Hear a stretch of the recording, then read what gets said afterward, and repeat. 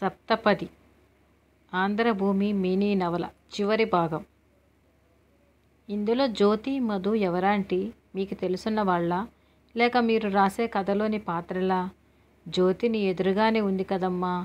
అంటే మీ పేరు కిరణ్మయి కదా? నా పూర్తి పేరు జ్యోతి కిరణ్మయి. పేరు కొంచెం పెద్దగా ఉందని జే కిరణ్మయి అని రాశాను. మధుయే మాధవరావు. మరి అంకుల్ కాళ్ళు అర్థోక్తితో ఆపేసింది. దీప మాధవరావు గారు నడుచుకుంటూ వెళ్ళటం చూసింది. ఆయనకు కాళ్ళు లేవంటే నమ్మబుద్ధి కావడం లేదు. జైపూర్ ఫుడ్ గురించి విన్నావు కదా? ఆర్టిఫిషియల్ అవయవాలు తయారు చేయటంలో ఎంతో ప్రగతిని సాధించారు. అంకుల్ లాంటి వాళ్ళకి అది వరమని చెప్పాలి. నా ఫ్రెండ్ నిశాంత్ గురించి విన్నావు కదా? అతను ఆర్థోపెడిక్ సర్జన్. అతని ద్వారానే నాకు ఈ సంగతి తెలిసింది. అతనే దగ్గరుండి అంకుల్కి ఈ కాలు ఫిట్ చేశారు.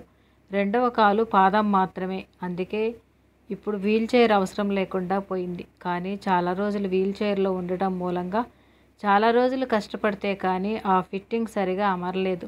నిశాంత్ పట్టుదలగా మధుకాళ్ల మీద తనంతట తాను నిలబడేదాకా తన ప్రయత్నం మానుకోలేదు. మనిషిలో ఆత్మస్థైర్యం ఉంటే ఏ పని కష్టం కాదు. దానికి నిదర్శనం మీ అంకుల్. ఆనాడు యాక్సిడెంట్లో కాలుపోయినా బాధపడి కుంగిపోయి జీవితం వ్యర్థం అనుకోలేదు. సరే, నా కథతో నీకు బోర్ కొట్టించానేమో కదా. నీ సమస్యకు పరిష్కారం అడగటానికి వస్తే నా కథ వినిపించి నీకు సుత్తి కొట్టానా? సరే, భోజనాల వేళ అయ్యింది, భోజనాలకు లేవండి అంటూ డైనింగ్ టేబుల్ దగ్గరికి దారితీసింది. డైనింగ్ టేబుల్ మీద చాలా పదార్థాలు ఉన్నాయి. 2 కూరలు, పప్పు, పులుసు, పచ్చడి, పెరుగు. పచ్చడి రుచి చూసిన దీప, వావ్, ఇది ఏం పచ్చడి ఆంటీ? నేను ఇంతవరకు ఎప్పుడూ తినలేదు. చాలా రుచిగా ఉంది. దీని రెసిపీ ఇస్తారా అని అడిగింది దీప.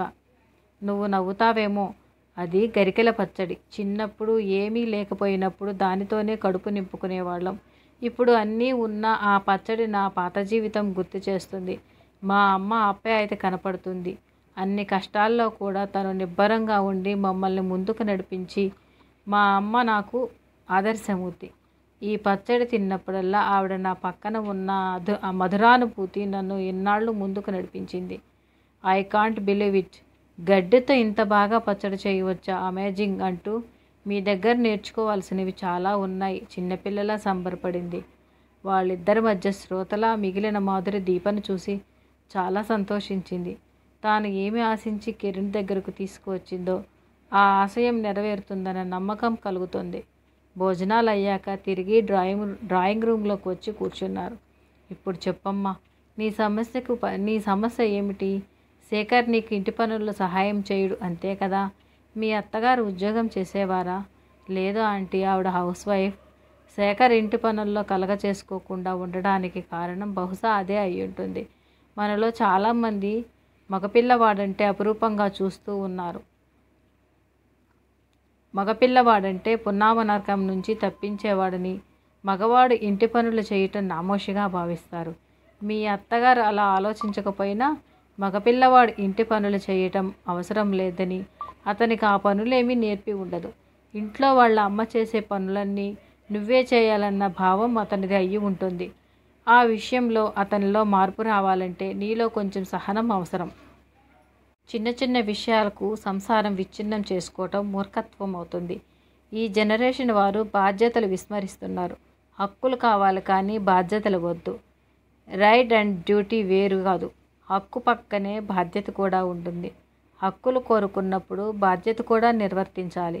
ప్రతివాడి వాడి బాధ్యత నిర్వర్తిస్తే హక్కులు వాటంతటవే సంరక్షించబడతాయి. మీ పెళ్లి శాస్త్రోక్తంగా మంత్రాల మధ్య జరిగింది కదా అంది కిరణ్. అవునంటీ, శాస్త్రోక్తంగానే జరిగింది. కానీ నీకు ఆ పెళ్లి మంత్రాలకు అర్థం తెలుసా? ఎక్కడ ఆంటీ? అంతా యాంత్రికంగా ఫోటోగ్రాఫర్ ఇలా చూడండి అలా చూడండి అనటం, పురోహితుడు ఏవో మంత్రాలు చెప్పటం, బంధువులు తాము ఫోటోలో కవర్ కావాలని చూడటం సరిపోయింది. అయినా ఎప్పుడు పెళ్లి మంత్రాల గురించి ఆలోచించలేదు. అవునులే, ఈ మధ్య పెళ్ళిళ్ళు చాలా యాంత్రికంగా సినిమా షూటింగుల కోసం అన్నట్లు తయారయ్యాయి. పెళ్ళికి వచ్చిన వాళ్ళు కూడా ఎంతసేపు వీడియో కవర్ చేస్తున్నాడా లేదా అని చూడటంలో పెళ్లి పనులు చేయటం మానేస్తున్నారు. పెళ్లి కూతురితో సమానంగా వీళ్ళు కూడా వీడియో కవరేజ్ కోసం తాపత్రయపడుతున్నారు. పురోహితుడు కూడా వీళ్ళకి తగ్గట్లు మంత్రాలు కుదించేస్తున్నాడు. ఎందుకంటే ఆయన ఏం మంత్రాలు చదువుతున్నాడో పట్టించుకునే నాథుడు లేడు. మన పెళ్లి మంత్రాల్లో చాలా విశిష్టత ఉందమ్మా. భార్యాభర్తల అనుబంధం ఎలా ఉండాలో మన మంత్రాల్లో వివరించారు. సంసారం అనే బండికి భార్యాభర్తలు ఇద్దరూ సమానమే. తక్కువ ఎక్కువల ప్రసక్తి లేదు. ఒకసారి ఒకరు ఆధిక్యత వహిస్తే మరొకసారి రెండవ వారు ఆధిక్యత వహించాలి. ప్రధాన హోమంలో వధువు చేయి పట్టుకొని వరుడు అగ్ని చుట్టూ ప్రదక్షిణలు చేస్తూ, ఓ కన్య, భర్తనైన నేను, నాతో పాటు నీవు ముసలితనం వచ్చే వరకు నీ చేతిని పట్టుకొని ఉంటాడు. ఎప్పుడూ విడిచిపెట్టను. నిన్ను గ్రహిస్తున్నాను. భగుడు, అర్యముడు, సవిత మొదలగు దేవతలు నా గృహస్థాశ్రమం ఆశీర్వదించి నిన్ను గృహిణిగా నాకు సమర్పించారు. అలాగే సప్తపది మంత్రాలు. ఇప్పుడు నీకు ఆ మంత్రాలన్నీ వివరంగా చెప్పలేను. ఒక్కొక్క ప్రదర్శనకి ఒక్కొక్క మంత్రం. చిన్నదానా, నీవు నా వెనుక నడువుము. విష్ణు భగవానుడు నీ మొదటి అడుగు వలన అన్న సమృద్ధికి, రెండవ అడుగు వలన బలమును, మూడవ అడుగు వలన కర్మానుష్ఠానమును, నాలుగవ అడుగు కర్మఫలము రూపమగు సుఖమును, ఐదవ అడుగు వలన పశు సంపద, ఆరవ అడుగు వలన ఋతు సంపద, ఏడవ అడుగు వలన యజ్ఞానుష్ఠమునకు అవసరమగు 7 ఋత్వికులను అనుగ్రహించుగాక అంటూ 7వ అడుగులో చివరగా దేవుడు ఈ వివాహ బంధం ద్వారా మనిద్దరినీ ముడిపెట్టాడు. సప్తపది అనే ఈ 7 అడుగుల ద్వారా నేను నీకు మంచి స్నేహితుడిగా ఉంటాను. ఈ బంధం నేను ఎప్పుడూ విడిచిపెట్టను. ఇక నుంచి అన్ని పనులు మనిద్దరం మంచి మనసుతో, ప్రేమ ఆప్యాయతలతో చెయ్యాలి. ఇక నుంచి మన ఆలోచన విధానం ఒకేలా ఉండాలి. మన విధులు ఒకటిగా అయి నిర్వర్తిద్దాము. నువ్వు సాహిత్యం అయితే నేను సంగీతంలా, లేక నేను సాహిత్యం అయితే నువ్వు సంగీతంలా, నేను శరీరం అయితే నువ్వు భావనగా, నీవు ఆలోచన అయితే నేను భాషగా, మన బాహ్యేంద్రియాలు అన్నీ కలిసేటట్టుగా ఈ సంసారం అనే నౌకను నడుపుదాం అని వరుడు అంటాడు. మన వివాహ వ్యవస్థలో, మన మంత్రాలలో, మన సాంప్రదాయాలలో మానవుడి మనుగడ నిర్దిష్టమైన రీతిలో నడిచేటట్లుగా తీర్చిదిద్దారు. అందుకే ఇన్ని సంవత్సరాలైనా మన సంస్కృతి దెబ్బతినలేదు. దాంపత్యంలో ఇచ్చిపుచ్చుకోవటాలు, ఆత్మసమర్పణ చేసుకోవటాలు ఉండాలమ్మా. ఎదుటివాడి బలహీనతలను, తప్పులను ఎత్తిచూపకుండా, వీలైనంత వరకు పట్టించుకోకుండా క్షమించి వదిలివేయటంలోనే విఘ్నత ఉంది. మీకు మళ్ళీ మీ అమ్మా నాన్న విడాకులు కోరుకుంటే నీ మనుగడ ఏమయ్యేది? ఎప్పుడైనా ఆలోచించావా? భార్యాభర్తల మధ్య నెలకొనే అనురాగమే పిల్లల భవిష్యత్తుకు పునాదిరాయి. అదే వాళ్ళని తీర్చిదిద్దుతుంది. రోజూ దెబ్బలాడుకునే తల్లిదండ్రుల పిల్లలు మంచి మానవతా విలువలతో పెరుగుతారంటావా? చక్కని కుటుంబమే పిల్లలను సక్రమంగా తీర్చిదిద్దుతుంది. భావి భారత పౌరులుగా కూడా తీర్చిదిద్దగలుగుతుంది. పెద్ద లెక్చర్ ఇచ్చాను కదా. పంతాలు హక్కులంటూ విడిపోకుండా నువ్వే కాస్త ఓర్పు వహించు. నీ ప్రేమతో అతన్ని ముంచెత్తు. అప్పుడు నిన్ను కాదని అతను ఏ పని చేయడు. దేనికైనా కొంచెం సహనం అవసరం. మాతృత్వం అనే వరం ఉండబట్టి ప్రకృతి సహనం అన్నది కూడా మన ఆడవాళ్ళకే ఇచ్చింది. మగవాడితో సమానంగా ఉద్యోగాలు, చదువులు చేస్తున్న నేటి ఆడపిల్లలకు సమానత్వం అంటూ మాట్లాడితే ఏం చెప్పలేం. ఉద్యోగం, సంసారం అనే 2 నావల్లో ప్రయాణించటం కొంచెం కష్టమే. కానీ సాధనమున పనులు సమకూరు ధరలోన అన్నారు. ఇది వరకటిలో కాక 1, 2 పిల్లలు అవ్వటంతో మీకు బాధ్యతలు, కష్టము తెలియకుండా మీరు ఏం కావాలంటే అది సమకూరుస్తూ పెంచుతున్న నేటి తల్లిదండ్రుల తప్పు కూడా ఉంది. నేను మగవాళ్ళని సమర్థిస్తున్నానని అనుకోకు. దుర్మార్గుడైన భర్తని క్షమించమని, సహనం అవసరమని నేను అనను. ఎందుకంటే దుర్మార్గుడైన భర్తతో నా తల్లి అనుభవించిన నరకం నా కళ్ళతో నేను చూశాను. ఆనాడు నా తల్లి గత్యంతరం లేక భరించింది. ఈనాడు ఏ ఆడది భరించాల్సిన అవసరం లేదు. భర్త మంచివాడు కాక మా అమ్మ దాంపత్యంలో ఉన్న సుఖాలను అనుభవించలేదు. మా అక్క చేజేతులా తన మూర్ఖత్వంతో సంసారాన్ని పాడు చేసుకుంది అంది కిరణ్. ఏమయ్యిందా ఆంటీ? మీ అక్క ఏం పొరపాటు చేశారు? దీని సతాయింపులు, గొంతమ్మ కోరికలు తీర్చలేక మా బావగారు సన్యాసుల్లో కలిసిపోయారు. 2 మగపిల్లలు. ఒకడికి మాత్రం బాగా చదువు వచ్చి వృద్ధిలోకి వచ్చాడు. రెండోవాడు జులాయిగా తయారయ్యాడు. మీ అన్నయ్య సంగతి ఏమైందా ఆంటీ? మా అన్నయ్య కన్నా మా వదిన చాలా తెలివైనది. తన సంసారం ఎలా తీర్చిదిద్దుకోవాలో ఆమెకు బాగా తెలుసు. అందుకు మా అన్నను తనకు అనుగుణంగా మలుచుకుంది. అదృష్టవశాత్తు మా నాన్నగారి ప్రభావం చిన్నప్పుడు వాడి మీద ఉన్న, పెద్దవాడయ్యాక వాడి సంసారంలో మేల్ డామినేషన్ అంటూ తాపత్రయపడకుండా మా వదినకు వంతపాడి తన సంసారాన్ని బాగుపరుచుకున్నాడు. వాడికి 2 పిల్లలు, ఒక అబ్బాయి అమ్మాయి. పిల్లలిద్దరూ బాగా చదువుకొని మంచి ఉద్యోగాల్లో సెటిల్ అయ్యారు. మా అమ్మ సంతానంలో ఒకడు ఇల్లు పట్టకుండా వెళ్ళిపోయాడు. మరొకడు చేజేతులా సంసారాన్ని పాడు చేసుకున్నారు. మన జీవితాల్ని మనమే సుగమం చేసుకోవాలి. నేను రాఘవ అన్నయ్య మాత్రం మా జీవితాల్ని మాకు అనుగుణంగా మలుచుకున్నాము. ఇంతకీ చెప్పొచ్చేదేమిటంటే, నీ ఇంటికి నీవే సామ్రాజ్ఞివి. దాన్ని స్వర్గంగా మార్చుకో. అది నీ చేతుల్లోనే ఉందంటూ ముగించింది కిరణ్. థ్యాంక్స్ కిరణ్. దాంపత్యాన్ని ఎంత అందంగా విడమర్చి చెప్పావు అంది మాధురి. ఇంకా ఎక్కడ? పూర్తి మంత్రాల గురించి తెలుసుకుంటే ఇంకా చాలా మధురంగా ఉంటుంది. కానీ ఏం లాభం? సప్తపది మంత్రాలను విస్మరించి యువత క్షణికావేశంలో విడాకులు కోరుకుంటుంటే కొంతమంది మధ్య వయసు దాటాక సెకండ్ సెటప్లు పెడుతున్నారు. ఒక్కోసారి భయం వేస్తుంది, మన సంస్కృతి అంతరించిపోతుందేమోనని. లేదు కిరణ్, ఏదో కొద్ది మంది పెడదోవల పట్టినా నా ఉద్దేశంలో మన సంస్కృతి వచ్చిన ఢోకా ఏం లేదంది మాధురి. చాలాసేపు అయింది ఆంటీ, ఇక మేము వెళ్ళొస్తాం. మీరు మా కోసం మీ విలువైన సమయాన్ని వెచ్చించారు. చాలా సంతోషం.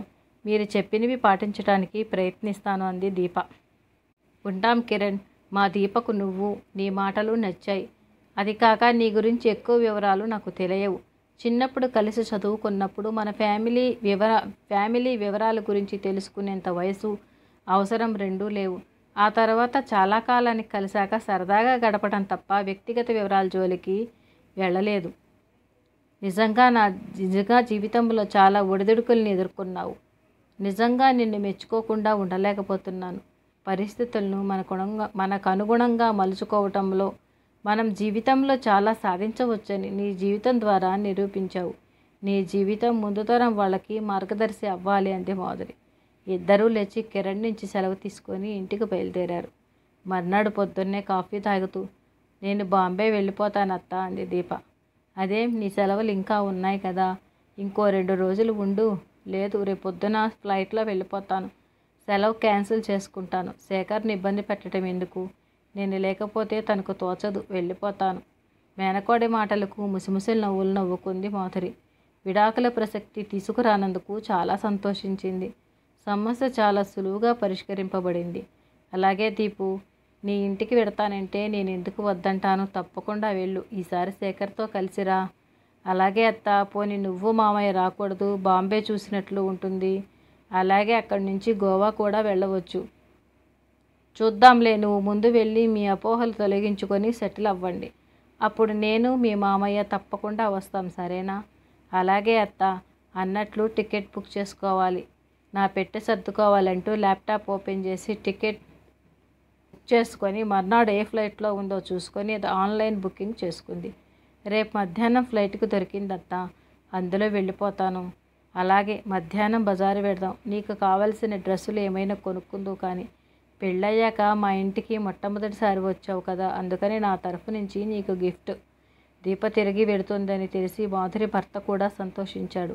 ఏ మంత్రం వేశావేమిటి? మీ మేనకోడ 4 రోజుల్లోనే విడాకులు వద్దని మొగుడు దగ్గరికి పారిపోతుంది.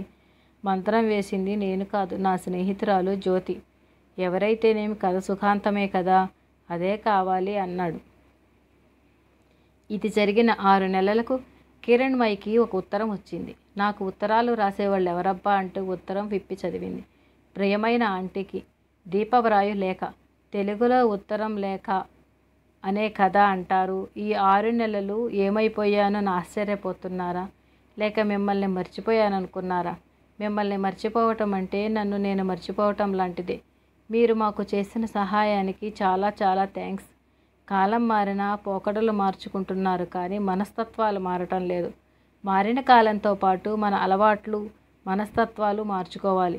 మీరు చెప్పిన మీ కథ జీవితాన్ని మీరెలా చక్కగా తీర్చిదిద్దుకున్నారో, అలాగే దాంపత్య విలువలు, మన పెళ్లి మంత్రాలు, సప్తపదుల గురించి మీరు చెప్పిన విశ్లేషణలు అన్నీ శేఖర్కు చెప్పాను. మెల్లిగా శేఖర్ను మార్చడానికి ప్రయత్నించాను. తెలివిగా అతనికి తెలియకుండా ఇంటి పనుల్లో అతన్ని ఇన్వాల్వ్ చేశాను. ఇప్పుడు ఇద్దరం ఆడుతూ పాడుతూ ఇంటి పనులు చేసుకుంటున్నాము. కొత్తలో శేఖర్కు కొంచెం కష్టంగా ఉండి నిరాకరించేవాడు. కానీ మెల్లిగా ప్రేమతో మాటల్లో పెట్టి పని అలవాటు చేశాను. ఇప్పుడు మా జీవితం చాలా సాఫీగా గడిచిపోతుంది. మీకు మా కృతజ్ఞతలు ఎలా చెప్పుకోవాలో అర్థం తెలియటం లేదు. మా కాపురం విచ్ఛిన్నం కాకుండా కాపాడినందుకు థ్యాంక్స్. నేటి యువత పాశ్చాత్య పోకడలకు కొంత విలువ ఇవ్వటం, బాధ్యతారాహిత్యం, ఫాస్ట్గా అన్ని పనులు అయిపోవాలన్న తాపత్రయంలో వాళ్ళు పోగొట్టుకున్నదేమిటో తెలియటం లేదు. అలా అని అందరూ అలా చేస్తున్నారని కాదు. మన వివాహ వ్యవస్థ గురించి మాలాంటి వాళ్ళకి కౌన్సిలింగ్ అవసరం అనుకుంటాను. మీరు డాక్టర్గానే కాకుండా మ్యారేజ్ కౌన్సిలర్గా కూడా బాగా చేయగలుగుతారు. మాలాగా తోవ తప్పుతున్న వాళ్ళకి సరైన మార్గం చూపించగల అనుభవం మీలాంటి వాళ్ళకే ఉంటుంది. మళ్ళీ మీకు మరోసారి కృతజ్ఞతలు తెలుపుకుంటూ మిమ్మల్ని మా ఇంటికి ఆహ్వానిస్తూ మీ దీప. మరొక ముఖ్య విషయం, త్వరలో మేము అమ్మానాన్నలం కాబోతున్నాం. నా వీడియో మీకు నచ్చినట్లయితే లైక్ చేయండి, షేర్ చేయండి, సబ్స్క్రైబ్ చేయండి. Thank you. ఒక కొత్త కథతో మీ ముందుకు వస్తాం. Thank you.